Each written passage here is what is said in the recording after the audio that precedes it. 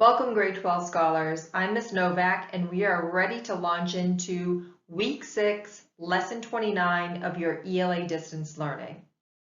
What can you expect from these videos? Well, first, each video is going to be different. Each lesson is different. Next, there will be a list of materials and resources that you'll need to complete the lesson.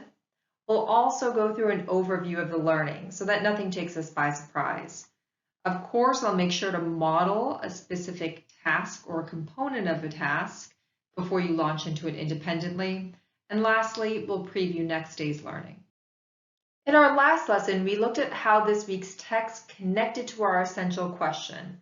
Today, we'll focus on the connection to one of the guiding questions from the unit.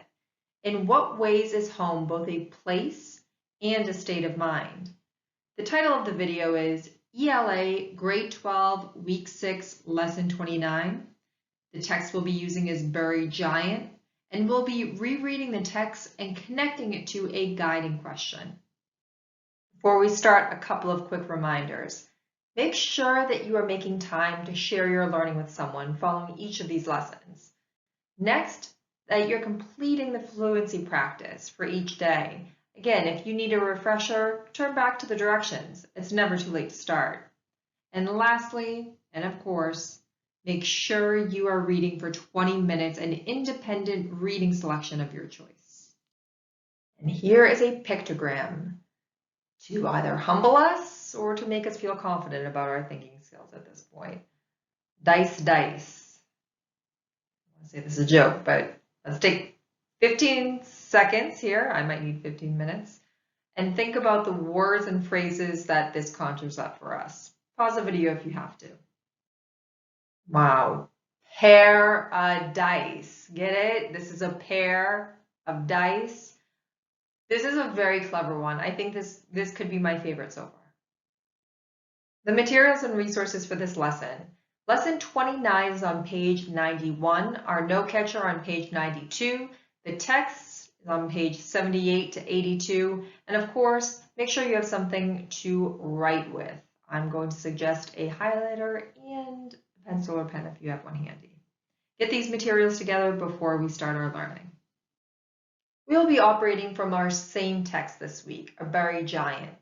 Our essential question, what does it mean to call a place home, will definitely be frontline and center. However, we are going to be tackling one of our guiding questions in today's writing.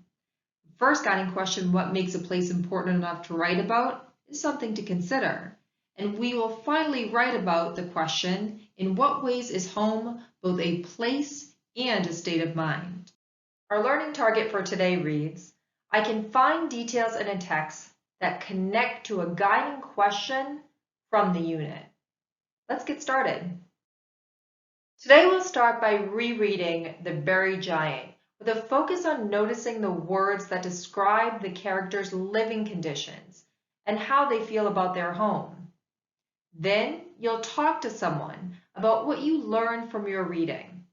You'll end with a written response that connects the very giant to one of the guiding questions of the unit. How is home both a place and a state of mind?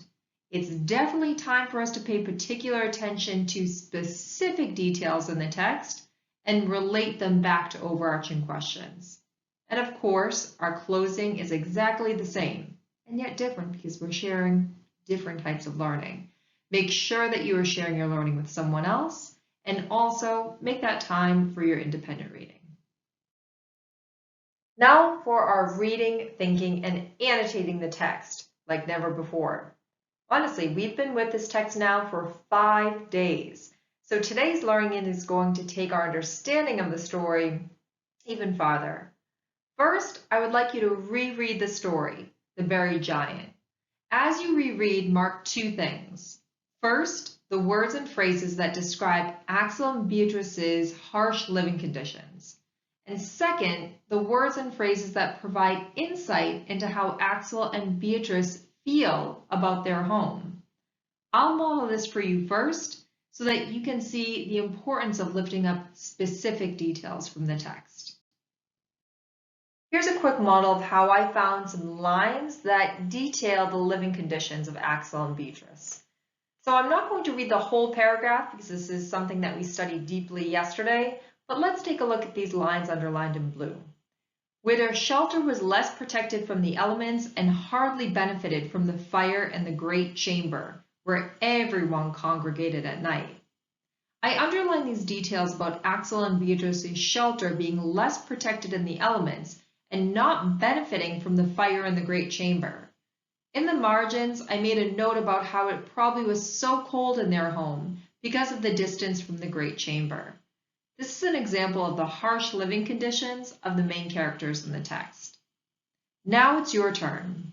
Pause the video now to reread the text and mark the words that describe the harsh living conditions and how Axel and Beatrice feel about their home. Take some time to do that now. Now that you've completed the reread of this excerpt, let's move into the talking and writing components of today's lesson. First, you'll use the notes that you made during your rereading to talk to a family member or friend about how Axel and Beatrice feel about their home and whether their feelings have changed over time. Next, think about the following question. In what ways is home both a place and a state of mind? Think about what the buried giant has helped you understand about this question. One thing that I notice is that despite the harsh living conditions that the writer describes, the characters in the buried giant seem to have a home and a successful relationship. Yet it seems like something is missing for Axel. As you answer this question in writing using evidence from the text, think about how Axel describes his physical home and what we learn about how he feels. Again, remember, this excerpt leaves off on a note of uncertainty. It really tries to bring up the characters' feelings around their surroundings, their situation, so make sure that you're using evidence from the text in your written response. Take some time to complete the lesson activities now.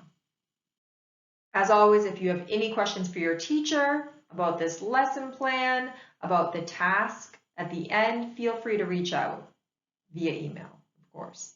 First name dot their last name at detroitk12.org. Can you believe we are already on lesson 30?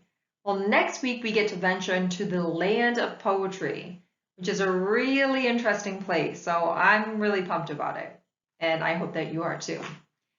Lesson 30's learning target reads, I can read a poem and connect its message with a movie, song, or piece of art. We're going to get real introspective in Monday's lesson. Can't wait. Thank you for engaging in week 6 learning with me. Here's a couple of quick reminders before we close up shop for the day. First, don't forget to talk about your learning with someone today, especially because we lifted up a response to one of the guiding questions. Next, your fluency practice. See where your progress has led you this week. What new insight have you developed about yourself as a reader? Next, and as always, pencil in that 20 minutes of independent reading time. You might even want to extend that time when it comes to your weekend extra hours.